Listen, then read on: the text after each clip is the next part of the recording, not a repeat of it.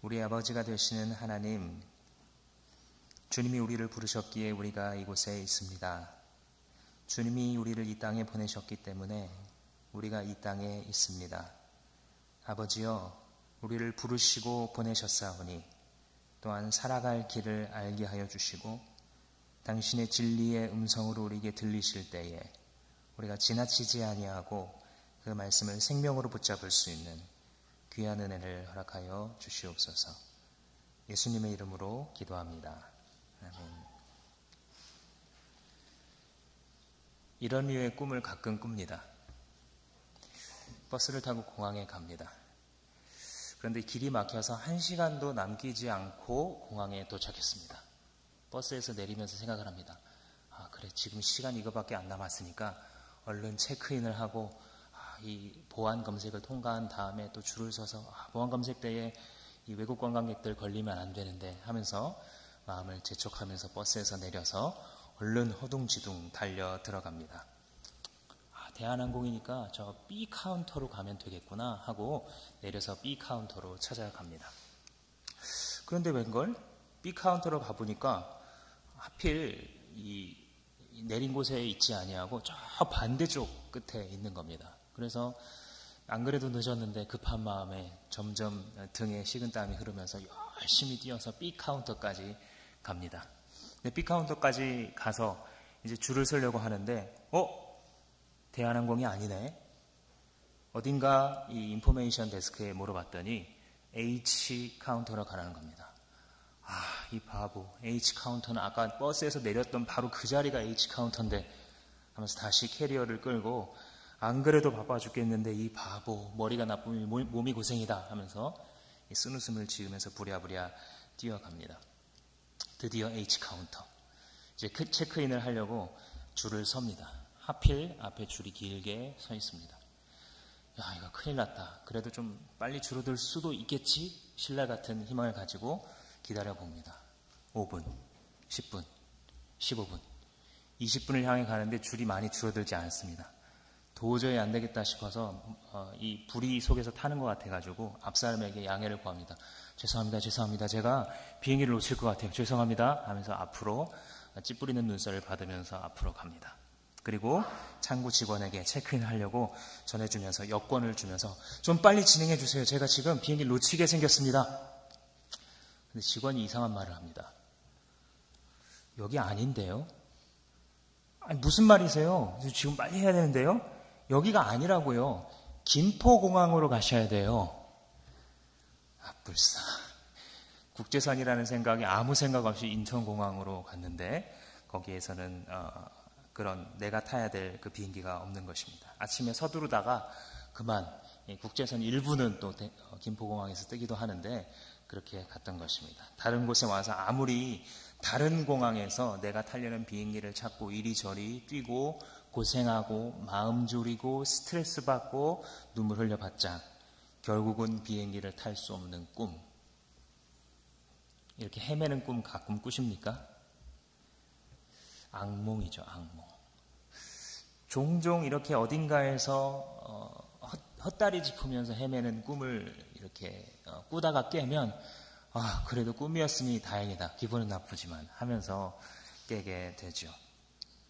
그런 악몽이 현실이 아닌 것이 참 감사하면서 훌훌 털어버리려고 노력을 합니다. 그런데 신앙의 길도 그렇습니다.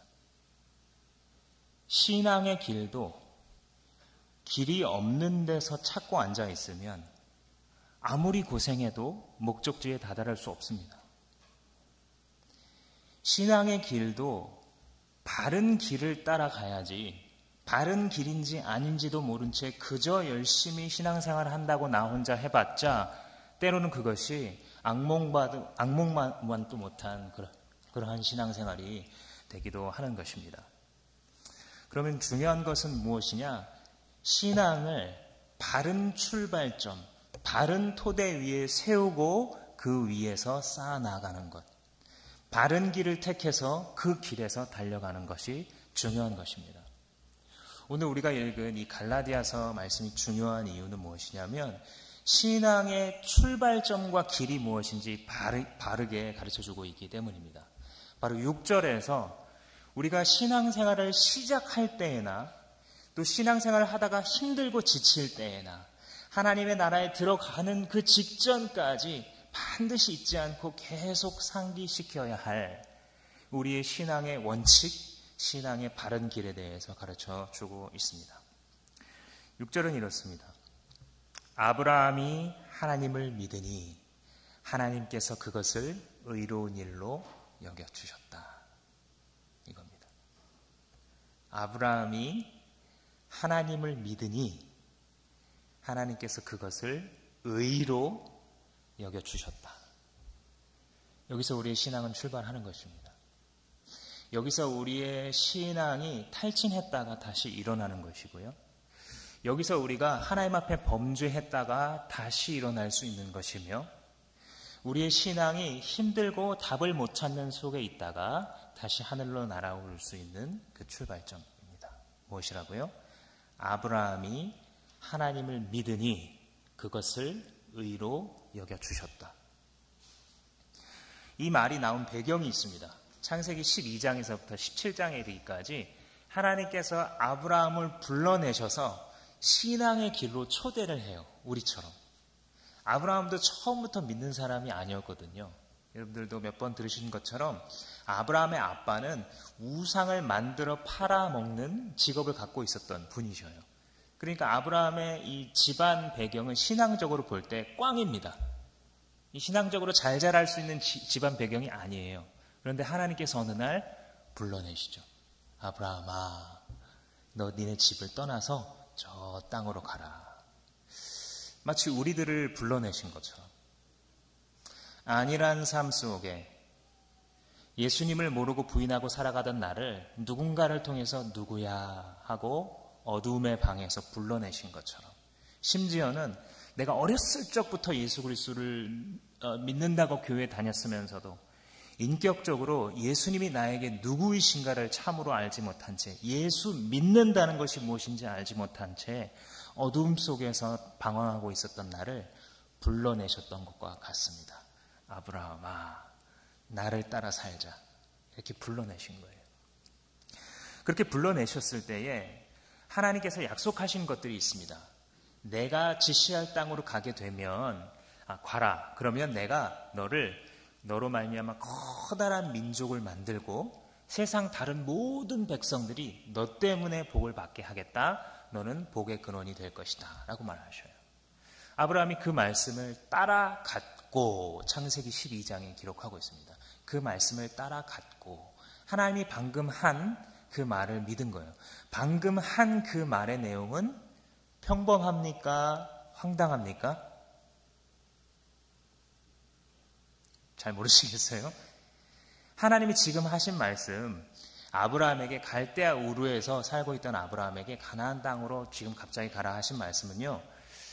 얘야 너 용인을 떠나서 분당 수지를 떠나서 저기 전라도 어디로 가라 이런 정도의 말씀이 아니에요. 그 시대를 생각해 보시고 그 거리를 생각해 보시면 야 너 지금부터 배 타고 저기 우간다로 가봐봐라. 이 정도의 비견할. 그나마 오늘날은 항해 기술이 있기 때문에 그것도 가능성이 더 높아요. 그러나 사막을 따라 물길만조차 알지도 못하는 언어도 다른 곳을 향해서 갑자기 오늘 떠나야 되는 아브라함에게 믿음이 요구되었어요. 그래서 성경은 아브라함이 갔다라는 것에 굉장히 초점을 맞추고 신앙의 행위인 것을 강조해 줍니다. 하나님의 말씀을 따라갔다. 신앙이 출발하는 거죠. 믿음으로. 15장, 창세기 15장에 가면 이걸 더 구체화시켜서 하나님께서 말씀하십니다.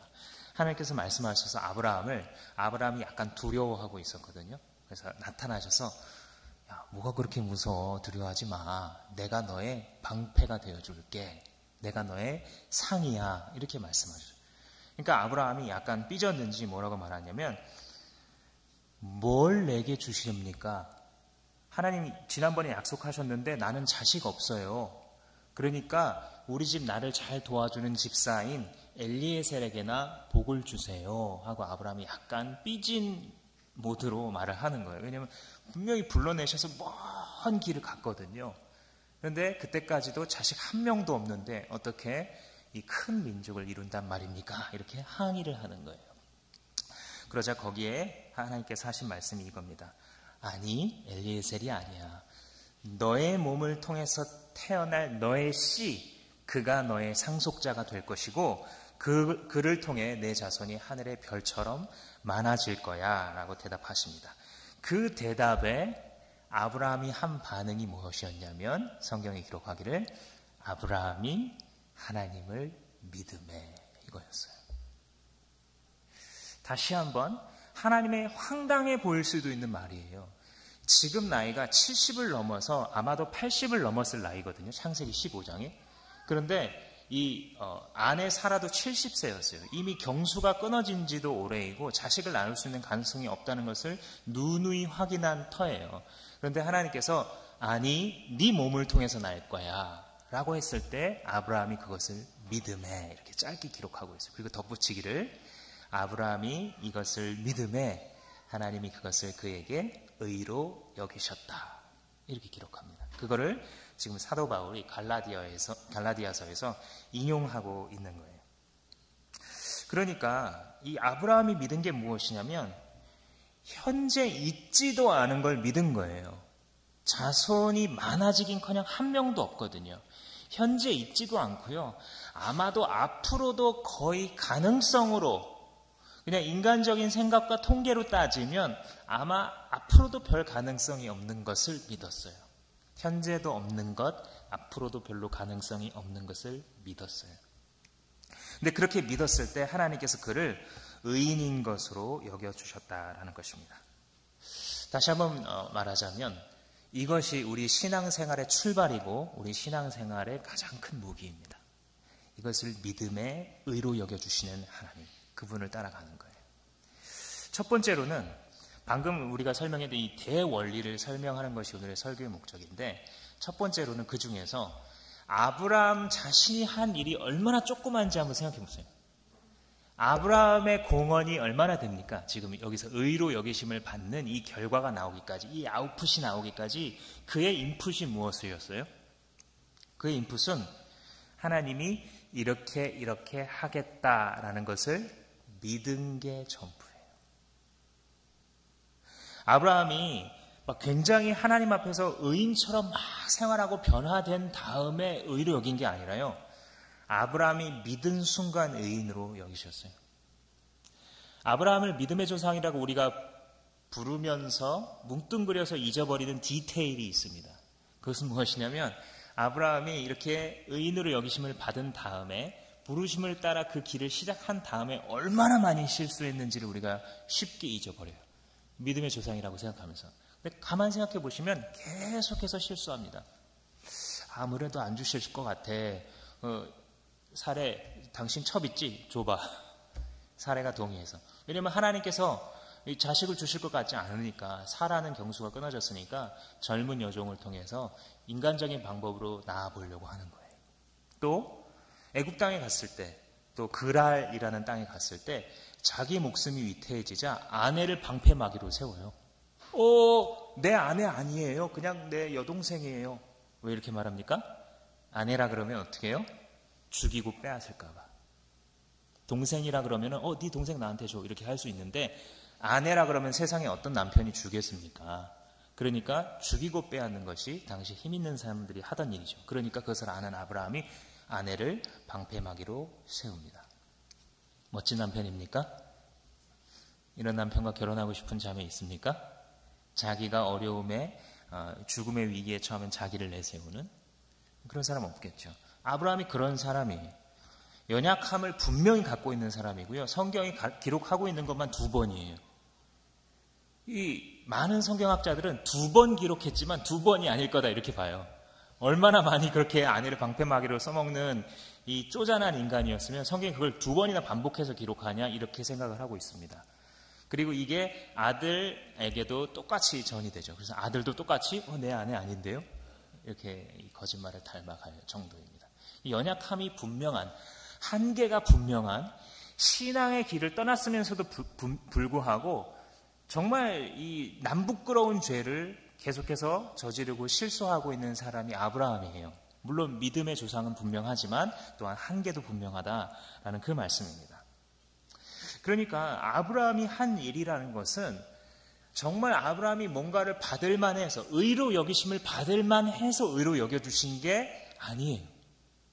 하나님이 하신 말씀을 듣고서 정말 그렇게 되리라고 생각합니다 하고 받아들인 게 전부입니다. 그런데 하나님께서 그것을 의로 여겼다는 거죠. 그러니까 믿는다는 것은 무엇이냐면 그렇게 될 거라고 믿는 거예요. 하나님을 믿는다는 거는요, 하나님이 뭔가를 말해요. 지금 우리가 오늘도 성경을 읽었잖아요. 여러분 큐티를 하시잖아요. 아침에 읽은 그 큐티의 한 구절에 하나님의 약속이 있잖아요. 근데 그걸 보고서 그렇게 되겠구나라고 생각하는 거예요. 이게 믿음입니다. 믿음이 아닌 것은 그 반대예요. 읽었는데 그렇게 안 될 수도 있어 라고 의심하는 게 믿음이 아닌 거예요. 제게 딸이 있는데 가끔 이제 고등학생이 되니까 도서관에서 늦게 공부하고 들어오려고 자꾸 합니다. 처음에 안 된다고 하다가 나중에 이제 허락을 해줬습니다. 10시에 아빠가 태우러 갈 테니까 꼭 나와라. 그럼 이 말을 믿고 딸이 딱 나와서 기다리고 있어요. 신기하게도 많이 늦지 않고 딱 정시에 얘가 나와 있더라고요. 그러면 어떻게 됩니까? 아빠가 와서 태우고 갑니다. 끝이에요. 이 딸이 한 일이 뭐가 있어요? 아빠가 10시에 온다는 말을 믿은 것밖에 없어요. 믿고 거기서 기다리고 있는 것밖에 없어요. 그런데 와서 태우고 가요. 끝. 믿음 생활이라는 것이 무엇이냐면 많은 일을 하는 것이 아니에요. 하나님께서 말씀하셨으면 그 말씀이 그대로 될 것입니다 라고 생각하는 거예요. 그리고 그 생각에 근거한 결정들을 내려가는 것이 신앙 생활이에요. 하나님이 이렇게 말씀하셨지만 내 현실은 굉장히 팍팍하잖아. 그러니까 안 될지도 몰라. 이게 믿음이 아닌 길로 가는 거라고요. 물론 우리가 이걸 자꾸 경험합니다. 이게 우리의 영적 싸움이에요. 그래서 우리가 예수를 믿기로 작정한 다음에도 계속해서 이 신앙의 고민이 있는 거예요. 무슨 고민? 믿을 거냐 말 거냐. 그렇게 되리라고 생각할 거냐, 그렇게 되지 않을 수도 있다고 생각하며 불안해할 거냐. 이 싸움인 것입니다. 신앙생활이라는 것이. 그런데 기가 막힌 진실이 하나 있습니다. 그걸로 충분해 하고 하나님 말씀해 주시는 겁니다. 내가 한 거는 하나님이 하신 말씀에 대하여 그렇게 되리라고 꼭 그렇게 될 것이라고 생각하고 따라간 것밖에 없어요. 그런데 하나님이 그걸로 충분해, 너는 이제 의인이야 라고 말씀해 주신다는 사실. 사실 이 사실은 너무 단순하면서도 너무 강력한 말씀이어서 우리가 평생 잘 못 믿어요. 이 사실을. 신앙생활을 막상 하고 있으면서도 그래도 하나님이 또 용서할까? 정말 하나님이 이래도 나를 용서할까? 믿지 못해요. 그래서 범죄한 다음에 여전히 하나님이 나의 아버지이심에도 불구하고 이 관계가 끊어지지 않았음에도 불구하고 스스로 생각하기를 내가 이 정도까지 반복했으면, 내가 이 정도까지 큰 죄를 지었으면 이 관계는 끝이야 라고 생각하고 스스로 떠나가요. 너무나 단순하지만 우리의 생명줄과도 같은 것은 무엇이냐면 하나님께서는 말씀하신 것을 그대로 행하시는 것이고 우리가 그 말씀하시는 하나님을 믿을 때에 그렇게 되리라고 믿는 것, 그것밖에 없는데도 불구하고 하나님은 그걸로 충분하다라고 말씀해 주신다는 것입니다. 이 외국에서 맡겨놓은 커피 운동이 이제 한참 있었던 적이 있었죠. 한 2, 3년 전에 화제가 되었었고 아마 지금도 또 한국 내에서도 하고 있는 것으로 알고 있습니다. Suspended Coffee라는 이 운동이죠. 뭐냐면 이 커피를 한 잔 마시면서 다음 사람 누군지 모르지만 제가 내놓을게요. 이렇게 하는 거예요. 그럼 다음 사람이 와서 제가 돈은 없는데 커피 좀 먹을 수 있을까요? 그러면 마침 누가 앞 사람이 하나 계산해 놓고 갔어요 하고 내주는 거예요. 그래서 사람들이 이것이 어떤 의미인지를 알고서 동참하기 시작합니다. 왜냐하면 커피집에 와서 커피값도 낼 수 없는 사람이 커피 달라고 할 때는 그 사람의 인생이 이미 갈 때까지 간 거잖아요. 그 사람에게 커피 한 잔을 줘서 세상이 아직 살만하구나 나 같은 사람도 생각해주는 사람이 어딘가에, 이 세상 어딘가에 있구나라고 작은 용기를 얻게 한다는 그 취지에 많은 사람들이 공감했기 때문에 많은 이 커피숍들이 5개, 10개, 20개씩 미리 사놓은, 미리 내놓은 커피를 먹고 간. 그래서 우리나라에도 이 운동이 들어와서 미리 내 커피 운동 뭐 이렇게 해서 계속해서 번졌던 일이 있는 것으로 알고 있습니다. 자, 그런데 이 원리가 무엇이냐면 이 노숙자가 뒤에 와서 커피를 달라고 할 때 커피값을 자기가 낸 게 아니에요. 그죠? 그런데 이 사람이 마치 커피값을 지불한 것처럼 여겨주는 거예요. 왜냐? 정말 값을 지불한 사람이 있기 때문에. 우리가 믿을 때 의인으로 삼아주시는 근거가 이거예요. 우리가 정말 의를 획득했기 때문이 아니라요. 의로 여겨주시는 거예요. 어떤 때에? 내 앞서서 이 값을 지불한 누군가가 있다는 하나님의 말씀을 믿고서 클레임하는 거예요. 당신의 아들 예수를 믿으면 내 죄를 마치 내가 다 죄값을 지불한 것처럼 여겨주신다고 했죠. 하고 믿고 클레임하면, 믿고 요구하면 그 의인됨을 주시는 것이에요. 그래서 우리가 의로운 행동을 한 적은 없는데 마치 평생 의롭게 살아온 것처럼 간주해 주시는 것. 이것이 간주해 주심의 은혜입니다. 믿음으로 의롭다함을 받는다는 것은 이것이 값싼 은혜라는 소리가 결코 아니에요. 값비싼 대가를 이미 누가 지불하고 나가셨다라는 것을 믿는 거예요. 그래서 하나님께서는 그 아들의 지불하신 그 큰 행동을 인해서 그것을 근거해서 우리를 의인으로 간주하신다는 거예요. 아니, 상황을 바꿔서 내가 큰 부자여서 이 의인됨을 살려고 한다 할지라도 결코 살 수 없어요. 이 대한민국을 다 판다고 할지라도 이 지구, 우리 은하, 온 우주를 다 팔아서 값으로 산정해서 받는다고 할지라도 그것으로 나의 의인됨을 살 수가 없어요. 왜? 독생자의 목숨값을 무엇으로 비견할 수 있겠습니까? 온 우주를 지으신 창조자의 아들의 목숨값을 무엇으로 계산할 수 있겠습니까? 우리가 할 수 있는 것은 애초에 믿음으로써 그 은혜를 받아들이는 길밖에 없는 것이었던 거예요. 그래서 주님께서는 이 원리, 그것으로 충분하다. 네가 나를 믿는 것으로, 내 아들의 공로를 믿는 것으로 충분하다라고 말씀하시는 것입니다. 아니, 목사님, 세상에 그런 일이 어디 있습니까? 뭐 아무 일도 안 하고 염치 없이 무슨 그냥 의인이 됩니까? 내가 뭐 교회 나온 지는 오래되지는 않았지만 그런 게 어디 있습니까? 사랑하는 성도요, 여기 있습니다. 그런 게 여기 있습니다. 염치도 없이 정말 뻔뻔하게 자기가 한 일 하나 없고 잘한 행동 하나도 없으며 선하다고 부를 수 있는 생각조차 한 줄기도 찾기 힘든 나인데도 불구하고 하나님의 아들 예수께서 십자가 위에서 치루신 그 대가를, 그 공로를 믿을 때에 마치 그것이 내가 이룬 것처럼 여겨주시고 나를 당신의 나라로 천국으로 이끄시는 이 놀라운 사건이 여기에 있습니다. 이것을 일컬어 복음이라고 얘기합니다. 가스펠, 굿뉴스라고 이야기하고 그것이 기독교의 전부인 것입니다. 하나님을 믿는 것이 그러니까 계속 이런 거예요. 하나님을 믿어가는 과정이. 내 편에서 하는 것은 정말 작아요. 그런데 하나님이 나에게 말씀해 주세요. 어느 날 말씀을 읽는데, 얘야, 너는 내 딸이야. 그걸로 충분하지 않니? 너는 내 아들이야. 내가 너를 양자 삼았어. 라는 말을 듣고서 믿는 거예요. 그냥 내가 하는 일은 아, 그렇구나. 내가 하나님의 아들이구나.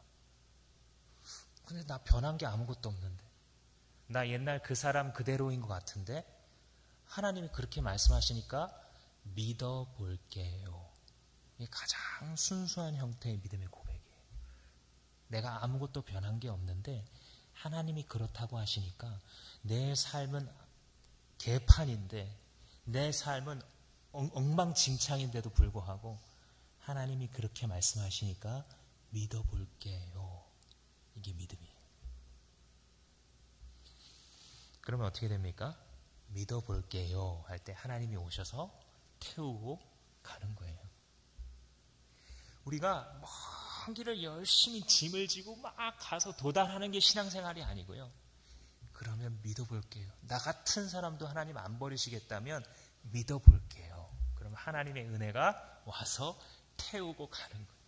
그 다음부터 잘 설명이 안 돼요. 이 예수 그리스도를 믿고 변화된 사람들은요, 간증을 하는 걸 들어봐도 설명 안 되는 부분이 굉장히 있어요. 어떻게 이 사람이 되었나? 어떻게 그 20대의 정진명의가 지금의 이 정진명의가 되어 있는가? 설명이 잘 안 되는 부분이 있어요. 그게 뭐예요? 값없이 의롭다 하심을 주시는 하나님의 은혜의 강물. 이걸 경험해 본 사람만이 알 수 있기 때문에 설명을 잘 할 수 없는 것이에요. 우리가 평생 예수 믿는 것이 이런 것입니다. 내 아들을 믿으면 돼. 내 아들 예수가 너 대신 다 형벌을 받았어 라고 하시는 그 말씀을 믿으면 하나님께서 태우고 가시는 것입니다.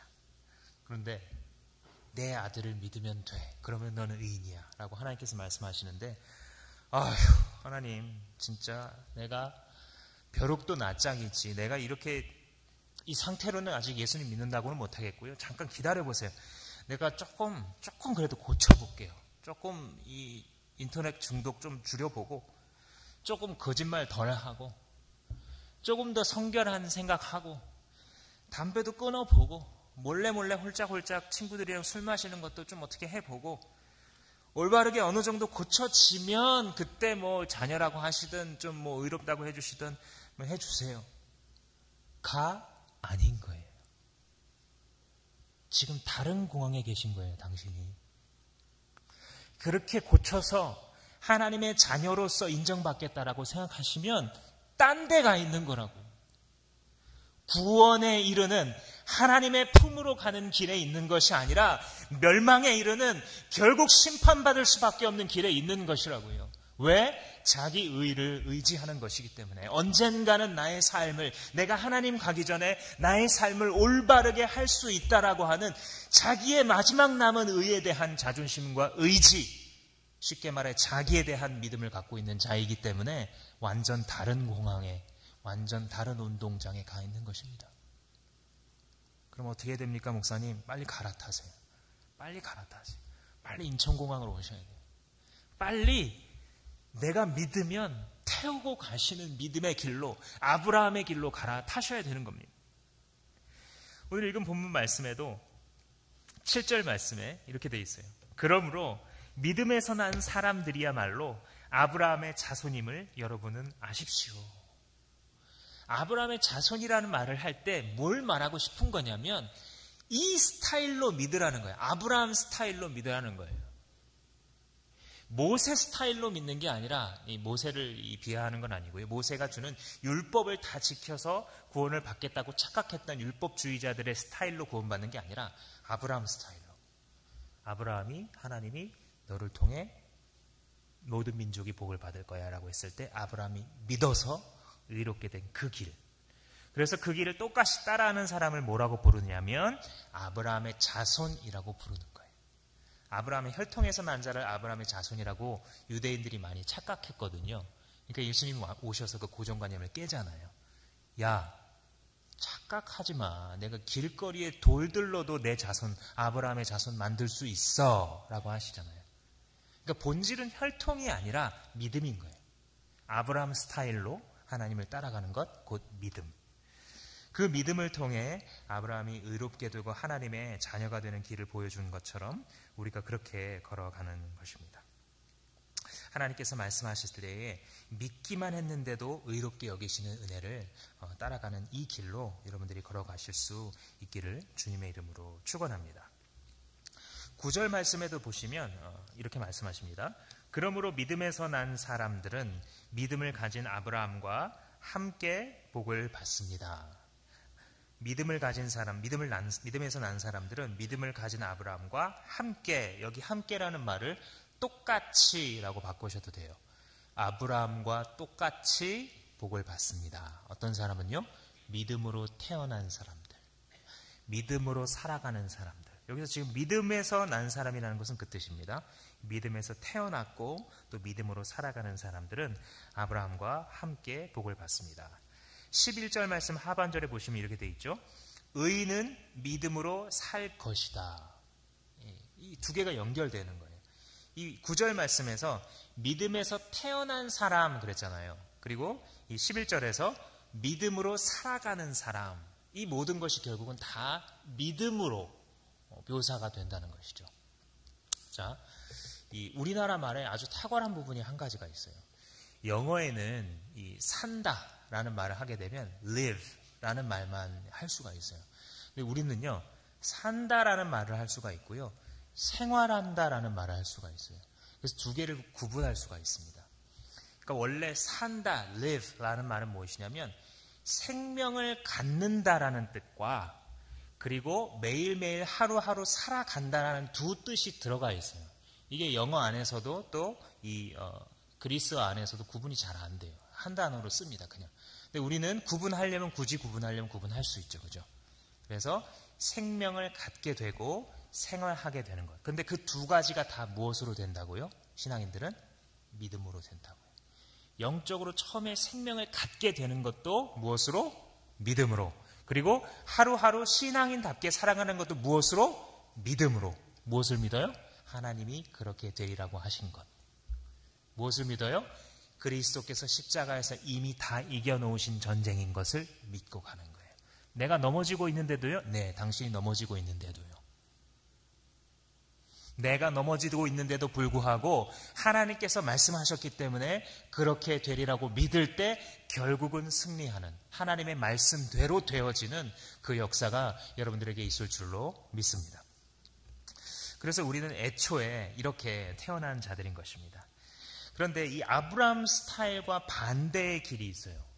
이게 뭐냐면 행위의 길입니다. 10절 말씀해 보시면 율법의 행위에 근거하여 살려고 하는 사람은 누구나 다 저주 아래에 있습니다. 율법의 행위에 근거하여 살려고 한다. 이 율법 할 때 제가 이 청년기를 지나면서 잘 좀 헷갈렸던 부분이 있어요. 율법이 다른 게 아니라요. 율법에서 율자를 빼고 이해하시면 돼요. 법이에요, 법. 율자를 왜 붙이냐면 이 개역 한글 성경 번역본들로 번역할 때 왜 율자를 붙이냐면 이 모세를 통해서 주신 법이다. 이걸 이제 좀 표현하려고 율법이라고 말하지만 영어 성경에서는 그냥 계속 law라고 부르죠. 그죠? 그러니까 법이에요, 법. 그냥. 법의 행위, 법을 잘 지켜서 벌받지 않는 길, 이 길로 가려고 노력하고 있는 사람은 어떤 사람이래요? 11절 말씀에 따르자면, 10절 말씀에 따르자면 저주 아래 있는 사람이에요. 굉장히 심하게 얘기하시죠. 법을 잘 지키려고 하는 사람, 그 사람은 상 줘야 되는 거 아닙니까? 근데 법을 지키면서 법에 따라 기록된 것을 다 지켜서 행하려고 하는 사람은 저주받은 사람이래요. 저주 아래 있는 사람이래요. 왜 그렇습니까? 법이라는 것은요, 하나님이 주신 법이라는 것은 여러분 쉽게 생각하실 때 서신서를 읽어가실 때 율법 얘기가 이제 계속 나오실 거예요. 2달 동안. 율법이 나오실 때 율법 나오면 얼른 10계명을 떠올려 보세요. 그럼 약간 구체화가 될 수 있어요. 그죠? 우상 섬기지 말아라. 간음하지 말아라. 살인하지 말아라. 탐심을 갖지 말아라. 거짓말하지 말아라. 이런 하나님께서 주신 법칙들이 있어요. 물론 옳고 의로운 법칙들이에요. 그런데 이 법칙들을 잘 지켜봐야지 그리고 나서 내가 점수를 90점 이상 받아서 하나님께 칭찬받아서 의인이 되어야지 라고 하면 그 길은 이미 틀린 길이라는 것이에요. 그래서 저주 아래 있다라고 말씀하고 있는 것입니다. 왜냐하면 11절에 있는 것처럼 하나님 앞에서는 율법으로는 아무도 의롭게 되지 못한다는 것이 명백하기 때문에 아무도 그렇게 될 수 없어요. 예외가 딱 한 사람이 있습니다. 누굴까요? 예수 그리스도. 예수 그리스도 외에는 아무도 하나님이 하지 말라라는 것을 하지 않음으로써 의롭다 하심 받을 수가 있다 없다? 없다. 내가 예수 그리스도가 아닌 이상 하나님이 하라고 하신 말씀을 해서 의롭다 하심을 받을 수가 있다 없다? 없다. 좀 이상하죠, 듣기에. 근데 그게 맞아요. 하나님이 우상 숭배하지 말아라. 간음 생각도 품지 말아라. 살인 마음으로 미워하지도 말아라. 이런 말을 지키고 싶죠. 지키는 게 옳죠. 그러나 문제는 지킬 능력이 없다는 것입니다. 그렇게 그 길을 빨리 버리고 율법의 행위에 근거하여 살아가려고 하는 삶을, 그 저주된 삶을 빨리 버리고 아브라함 스타일로 갈아타라, 이 얘기를 계속 이 선지서 내내 하고 있는 것입니다. 왜냐하면 우리는 의인으로 간주된 자이기 때문에, 죄의 속성이 여전히 남아있고 죄의 유혹에 여전히 약하며 하나님 앞에 굳은 결심과 의지로 기도를 올려드려도 언젠가 또 넘어질 수 있는 자들이기에 하나님께서 의인으로 간주해 주시지 아니하시고 그리스도의 옷으로 옷 입혀 주시지 아니하시면 우리는 하나님 앞에 의롭다함을 받고 그 앞에 설 수 없기 때문에, 그래서 하나님의 구원 안에는 우리의 실수에 대한 계산까지 다 들어가 있는 것입니다. 그래서 의인으로 여겨 주시는 것이에요. 정리하자면 우리는 태어날 때부터 은혜로 태어났고, 그리고 살아가는 길도 계속해서 믿음으로 의인으로 살아갈 수 있는 것입니다. 죄를 안 지어서 의인된 게 아니라 믿음으로서 의인된 것이에요. 깨끗하게 살아서 의인된 게 아니라 정말 깨끗하신 예수를 붙잡아서 의인이 된 것이에요. 믿음으로 말미암아 은혜로 의인된 자들입니다. 이것이 바로 여러분들이, 또 우리 모든 성도들이 뛰어다녀야 될 운동장이에요. 이 안에서 힘들어하기도 하고 또 멈춰서기도 하고 또 열심히 달리기도 해요. 그러나 이 운동장만 떠나지 않으면 돼요. 무엇이요? 나는 처음부터 하나님의 은혜 때문에 믿어서 의롭게 된 자야. 범죄하여 넘어지는 순간에도 그래, 내가 하나님이 없다면 무슨 하나님의 딸? 어림도 없지. 주님, 나의 믿음 없는 것을 도와주세요. 이게 여러분들의 운동장입니다. 그럴 때 역설적이게도 사단이 틈타지 못하기 시작합니다. 그럴 때 역설적이게도 믿음으로 의롭다함 받은 이 신분의 감사함으로 이 집 밖을 나설 때에 죄가 여러분들을 피할 것입니다. 내가 나의 힘으로 이 의를 지켜보려고 할 때 역설적이게도 나는 계속 넘어지지만, 아무 받을 공로 없는 나인 것을 인정하고 하나님의 그 은혜를 찬양하며 오직 나의 의인은 믿음으로 말미암아 살리라 말씀하신 그 말씀을 주님 그렇게 되리라고 생각해요 라고 굳게 받아들일 때에 그 믿음이 바로 승리로 우리들을 이끌어가는 것입니다. 좀 더 구체적으로 말하면 이런 것입니다. 여러분들이 이 무엇에 대해서든지 신앙에 대해서 고민하실 때 나는 의인이 되었어, 여기서 출발하세요. 자, 한번 따라해 보시겠습니다. 나는 의인이 되었어. 하나님, 나는 의인이에요. 옆 사람에게 말해주세요. 나 의인인 거 알았어? 나를 물러보지 마. 나는 의인이야. 여러분들은 의인입니다. 이게 출발점이어야 돼요. 위로는 하나님과의 관계에서도 그렇고요, 옆으로는 사람들과의 관계에서도, 죄를 대할 때에도, 마귀를 대할 때에도, 유혹을 대할 때에도, 시험을 통과할 때도 다 이 한 가지 정답이에요. 이 한 키로 다 열려요. 하나님 앞에 주님, 나 같은 자를 의인 만드셨어요 라고 할 때 내 안에 감사가 회복돼요. 내가 가진 것, 가지지 못한 것, 소유한 것, 소유하지 못한 것, 이룬 것, 이루지 못한 걸로 계속 스트레스 받거든요. 본질이 아닌데도. 그죠? 그러고 계시잖아요. 아닌 척하고 앉아 계세요. 그런데 하나님과의 관계에서 주님, 나를 의인 삼으셨어요. 이렇게 고백하는 순간 우리의 영이 재빨리 뭘 알아차려요? 본질이 뭔지를 재빨리 알아차려요. 어차피 내 손에 아무것도 없는 게 당연하구나. 죄인이며 심판받아 마땅한 자를 의인 삼으셨구나. 내 영이 알아차려요.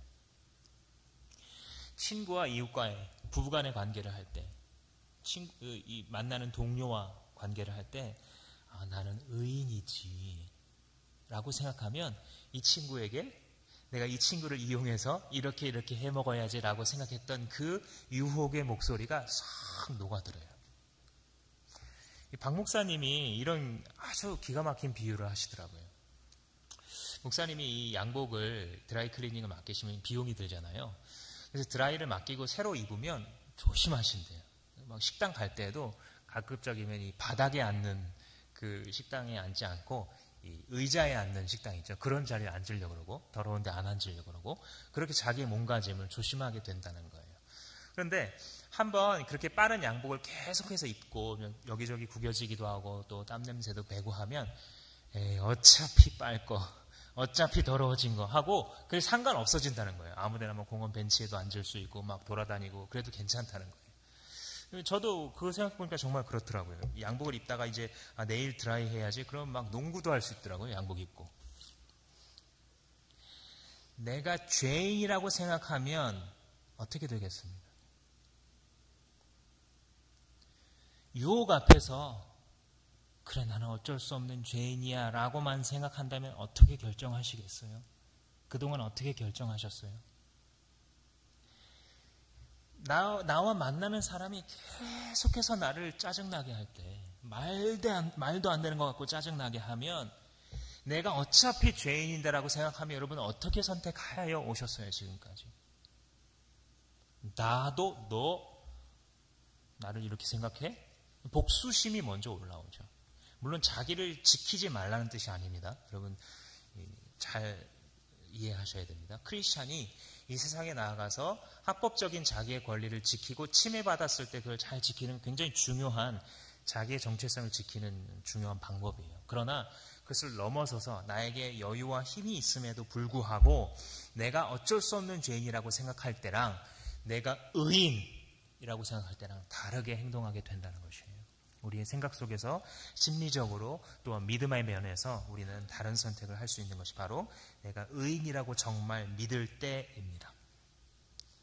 내가 하나님의 원수가 아닌데 내가 무슨 하나님의 원수처럼 이렇게 행동하고 있지? 라고 생각할 때 믿음의 길이 작동하는 거예요. 내가 하나님이 나를 의인 삼으셨는데 하나님이 나를 자기의 아들 삼으셨는데 예수 그리스도와 동급이잖아요. 하나님의 아들은. 그죠? 하나님의 딸 예수 그리스도와 어떤 면에서 동급이에요. 신분 면에서. 그런데 나를 이렇게 아들, 딸 삼으셨는데 이런 취미를 갖고 있는 게 정말 맞을까? 생각하는 것 이게 아브라함 스타일이에요. 아브라함 길이에요. 그 길이 맞아요. 지금 그렇게 고민하고 계신 분 당장 변화는 안 되는데도 불구하고 그래 맞아. 나도 믿긴 믿어. 나도 의인인 것을 믿어. 예수님께서 십자가에서 정말 내 죄가 많지만 그거 용서하신 거 믿어. 그런 나를 의인이라고 하시네. 오늘 말씀 보니까 아멘 그렇게 됨을 믿습니다 라고 했을 때에 그 의인인 것을 믿고 살아갈 때에 아브라함과 같이 정말로 의로워지고 점점 더 행동과 생각이 그렇게 변화되는 것을 경험하게 됩니다. 반대로 두려움 가운데 자꾸 죄를 지으며 어쩌나 이거 또 짓고 있어서 어떡하지? 어떻게 해야 안 짓지? 안 지어야 하나님 낯을 볼 수 있는데 이게 뭐라고요? 율법의 길, 패망의 길, 저주의 길. 그렇게 살아가면 변화도 없고 능력도 없고 거둘 열매도 없습니다. 좌절과 허무와 패배감만 거두게 될 것입니다. 어디에서 출발해야 되냐면 나는 의인이다에서 출발해야 되는 것이에요. 믿음이라는 것은 아까 말씀드리기를 그렇게 되리라고 생각하는 것이라 그랬어요. 또 한 가지는 무엇이냐면 믿음은 그렇게 되리라고 생각하고 그 생각의 근거에서 살아가는 것이에요. 무엇이라고요?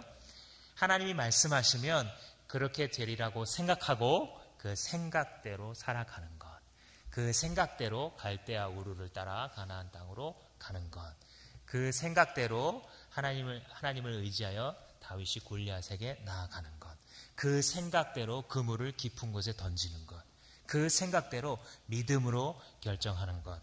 그것이 믿음의 길, 아브라함의 길인 것입니다. 이 마가복음 9장에 보면 귀신 들린 아이의 아버지가 나옵니다. 귀신이 들린 이 아이가 자꾸만 불에다가 막 자기 몸을 던지고 이러니까 예수님 오셨을 때 제발 고쳐주세요 하면서 아버지가 이렇게 말을 합니다. 뭔가 할 수 있다면 도와주세요. 할 수 있거든 도와주시옵소서. 이렇게 말을 해요. 그러자 예수님이 뭐라고 말하냐면 할 수 있거든이 무슨 말이냐? 그게 말이냐 뭐냐 지금? 믿는 자에게는 능치 못할 일이 없느니라 라고 말씀하세요. 그러자 이 아버지가 곧 뭐라고 대답을 하시냐면 소리를 질러 이르되, 성경에 이렇게 돼 있어요. 소리를 질러 이르되 내가 믿나이다. 나의 믿음 없는 것을 도와주소서. 이렇게 말해요. 저는 이게 너무나도 반짝반짝 빛나는 믿음의 본질이라고 생각해요. 분명히 방금 전까지 믿음이 없었어요, 이 아버지가. 그래서 예수란 유명한 사람이 왔으니까 뭔가 얻어 걸리지 않을까 생각하면서 간 거예요. 문재인 대통령 되니까 자기 손 잡아보려고 막 홍은동 가는 것처럼 예수라는 사람이 왔으니까 지금 고쳐주세요 하고 있는, 근데 믿음은 없는 거예요. 근데 예수님이 지적하자, 너 할 수 있거든이 무슨 말이냐, 원래 믿음에 능치 못함이 없어. 그러니까 이 아버지가 소리 지르는 거예요. 믿어보겠습니다. 그런데 믿음이 너무 없으니 도와주세요. 믿음을 주세요 라고 말하는 거예요. 이게 승리의 순간이에요. 이게 자기의 이 삶에 이 닫혀있던 뚜껑을 딱 열어 제끼고 하나님의 은혜가 쏟아져 내릴 수 있는 그 길을 믿음으로 받아들이는 순간이에요. 여러분 한번 해보세요. 좌절과 방황 속에 있을 때에, 길을 잘 모를 때에 주님, 믿음 없는 나를 도와주세요. 주님, 내가 방금 이 묵상한 이 말씀대로 되리라는 것을 내가 믿습니다. 이게 믿음이에요. 많은 것을 이룬 것이 믿음이 아니고 많은 것을 이룬 것이 의가 아니고 이것이 믿음입니다. 한 가지 철로역정의 이야기를 드리면서 말씀을 마치겠습니다. 철로역정 여러분들 읽어보셨습니까? 읽어보신 분도 계실 텐데 또 읽으셔도 좋습니다. 많은 신앙인들은 이 시마다 때마다 우리가 신앙생활을 하면서 무엇을 착각할 수 있는지, 어떤 유혹에 빠질 수 있는지, 어떤 두려움을 가질 수 있는지를 계속 비유적으로 이야기해 놓았어요. 그러니까 우리 믿음의 길에 대한 판타지 소설이다 이렇게 생각하시면 딱 맞아요. 너무 재밌습니다. 지금 읽어도. 그런데 여기에 이 주인공이 크리스찬이라는 이름을 가진 주인공이 우리 도시가 멸망할 것이라고 생각하고 이제 충격과 두려움에 떨고 있습니다.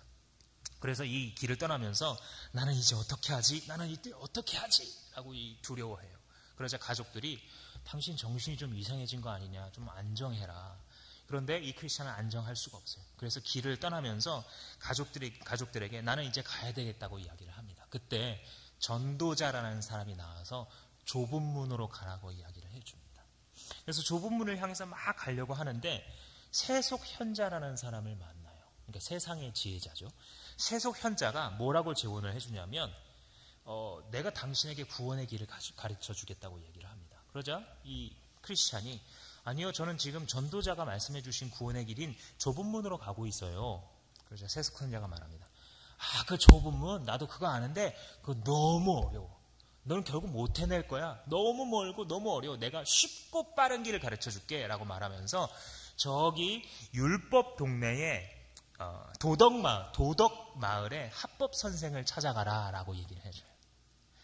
그리고 합법 선생을 혹시 못 만나면, 합법 선생이 너무 귀하신 분이라서 혹시 못 만나면 그 아들이 있는데 아들의 이름이 예의 씨예요. 합법 선생 혹은 예의 씨를 만나면 쉽고 빠르게 당신의 지금 등에 얹혀져 있는 그 무거운 짐을 벗겨줄 거예요 라고 이야기를 합니다.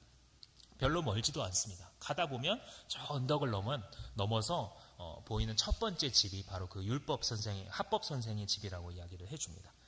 그런데 웬걸 가자마자 보니까 이 언덕이 너무 높은 거예요. 가파르게 되어 있어서 올라가기는커녕 가다가 떨어져 죽거나 아니면 중간중간에 있는 큰 바위들이 머리 위로 떨어지지는 않을까 너무나 두려웠어요. 그래서 가지도 못하고 오지도 못하고 그 자리에서 고민하고 서 있었습니다.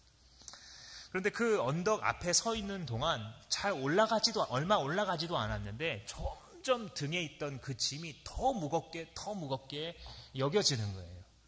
그리고 점점 더 두려움이 엄습해요. 그리고 산 위에서는 자꾸 불이 타오르고 있어서 조금 있다가 여기를 다 태워버릴 것 같은 그러한 두려움에 사로잡히게 됩니다. 그때 이 전도자가 다시 나타납니다. 여기서 뭐 하십니까? 제가 이 세속현자님이 가르쳐준 이 길로 갔습니다. 왜 제가 가르쳐준 좁은 길로 가지 않았습니까? 이 세속현자가 너무 설득력이 있었습니다. 그는 근사하고 세련되었고 쉽고 빠른 길을 가르쳐준다니까 그 길을 갔어요 라고 고백을 합니다. 그래서 짧게 줄이자면 다시 이 전도자의 말을 따라서 좁은 문으로 가게 되죠. 그래서 좁은 문 쪽으로 가서 거기에 다 다르자 구원이라고 써져 있는 울타리가 있습니다. 그 울타리 너머에 어떤 한 사람이 이 나무 위에, 십자가 위에 매달려 있어요. 그래서 이 크리스찬이 이게 뭔가 하고 그 십자가 위에 자기가 올라타는 순간 등에 있었던 등짐이 떨어져 내립니다. 그리고 그 등짐이 저 밑에 무덤 같은 곳으로 들어가서 다시는 보이지 않습니다. 그동안 자기를 짓눌렀던 그 무거운 짐이 떨어져 버리자 이 크리스찬의 뺨에는 이 눈물이 타고 흐릅니다. 그리고 고백합니다. 당신이 괴로움을 당하셔서 내게 평안이 왔고 당신이 목숨을 버리셔서 내게 영생이 왔습니다. 이 존 버년이, 저자인 존 버년이 하고자 하는 말이 무엇이냐면 성도인 우리들이 하는 일이 거의 아무것도 없다는 거예요. 뭐만 있냐면 나무에 달리신, 십자가에 달리신 그 아들을 바라보는 것, 그것이 우리를 온전한 구원으로 인도한다는 것입니다. 따라서 우리가 살아가면서 할 수 있는 가장 대단한 일이 무엇이냐면 십자가에 달리신 예수를 보는 것입니다. 여러분들이 할 수 있는 가장 위대한 일이 무엇이냐면 십자가에 달리신 예수의 공로를 의지하는 것이에요. 여러분들이 할 수 있는 가장 의로운 결정이 무엇이냐면 그 예수를 믿겠다고 고백하는 것입니다. 그러므로 기억하십시오. 여러분, 출발점이 잘못되면 악몽 같은 신앙생활을 하시게 될 것입니다. 행함으로 의롭다고 인정받는 그 길을 빨리 포기하시고 아브라함 스타일로, 아브라함의 길로 나를 의인 만드신 그 주님에 대한 감사와 감격으로 걸어가십시오. 그럴 때에 죄가 여러분들을 피하게 될 것입니다. 잠깐 기도하시겠습니다. 살아계신 아버지 하나님, 우리가 무엇이간데 우리와 같은 자들을 부르시고 자녀 삼으십니까? 왜 피조물들을 자녀라고 부르시고 입양하셔서 당신 아들 예수 그리스도와 같이 의인으로 여겨주시고 만들어주십니까? 주님, 우리는 알지 못하나 다 이해할 수 없으나 그러나 당신이 하신 말씀이 그렇게 되리라고 믿겠습니다. 우리의 믿음 없는 것을 도와주시옵소서.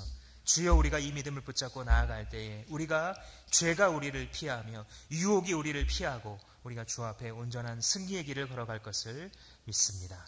주여, 예수의 공로를 의지함으로 이 길 끝까지 걸어가고 완주하는 우리 한 사람 한 사람 다 되도록 축복하여 주시옵소서. 예수님의 이름으로 기도합니다.